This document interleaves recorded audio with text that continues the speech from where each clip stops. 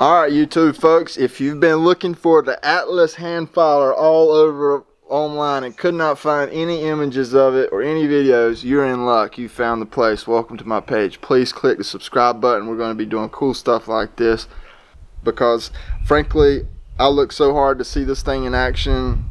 You know, short of going to another sawmill, you're not going to find it. So I thought I would just show everyone this thing. It's actually really cool. It's a hand file version of a sawmill sharpener. You can get these electric, run you about $750–800, or you can do this, which you could use remotely without electricity, for about $250. So it's kind of expensive chunk of metal. But so here on the Atlas hand filer, this is obviously the file, this is the hand crank to turn the file, but everything else is kind of to help you crank it down, get it right on your saw. These are the set screws that come through the other side, and the plate sits right in here. They're going to press up against it so that this is nice and perpendicular and nice and in line in the center, so your tooth is sitting right in the center on the underside of here. To get this angle right, loosen the screw and you can adjust this whole little assembly. Woo! Woo! Gotta love the pollen down here in North Carolina. This is the hand turn screw that you're going to tighten each time as you move it up. You loosen it up, move it up, set it on your screw, and you can tighten this against the saw plate so it puts pressure between this right in the middle of these screws here, so it doesn't move on the saw. And then when you put it up against the tooth, this thing will move up and down.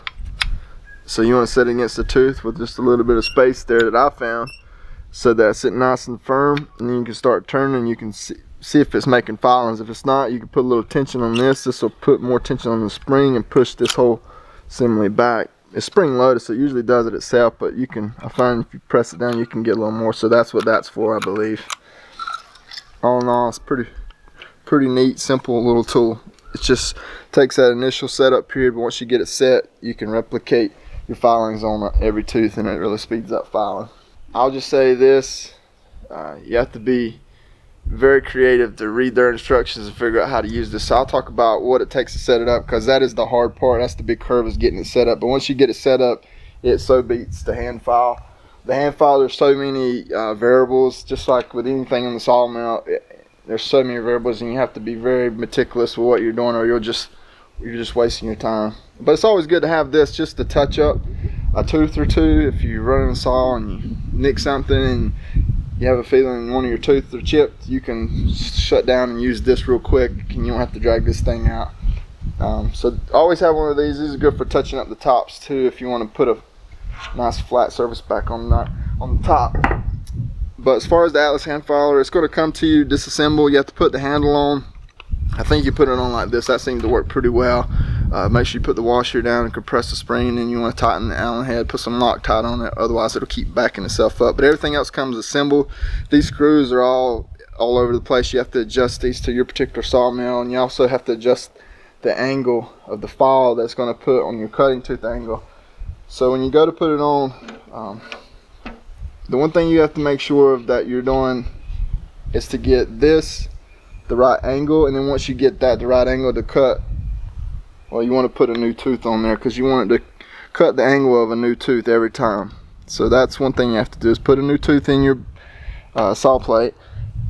Get that angle right by adjusting this screw up here, which I didn't have to do. If you buy the Atlas hand filer online, it came set up to these Simmons saw bit teeth, and I'm using the 2.5 style 8 to 9 gauge that have a 9/32 kerf on them. So it was already set up to that, so I didn't have to mess with that, but I had to work extensively with these screws around here. So these are screws that are kind of like feet that this thing can press against the saw plate at different points, and make sure you're not pressing against your shank or bit in any places. Make sure it's actually against the plate.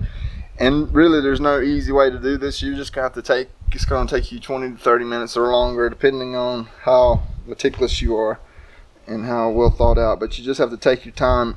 The goal is to get this file right in the center of the tooth, and you want to try to get it in line with it perfectly. And the best way that I found, got me a real fine ruler and measured the distances all the way around this plate and kept tweaking it until this was right in the center of the tooth and all these were equal distances. That way I knew that this thing was perfectly perpendicular to that tooth.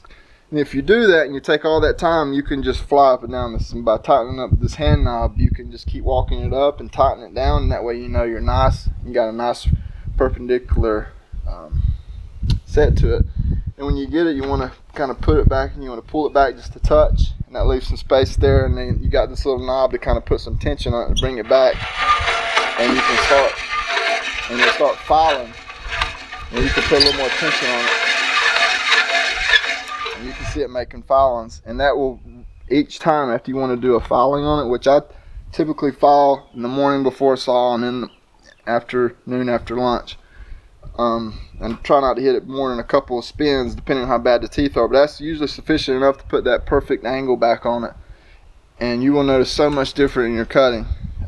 You can't replicate this thing with a hand file unless you're very experienced, which I'm not. So this thing was a godsend. It was a good idea. I would highly recommend it. If you have any questions, I'll try to help you best I can, but I recommend it. Works great. And after you get done filing one, you can go either way. I find it's a little easier to move forward, grab it, and then you just grab the next tooth, roll it down, lean against it, tighten it up, and ready to tighten it up, just like that. And this turned my sharpening time from about 50 minutes down to about 15 minutes. And you just keep working down just like that. The only thing you might have to adjust is this, to make sure that when you're tightening it down, the screw isn't going against the shank.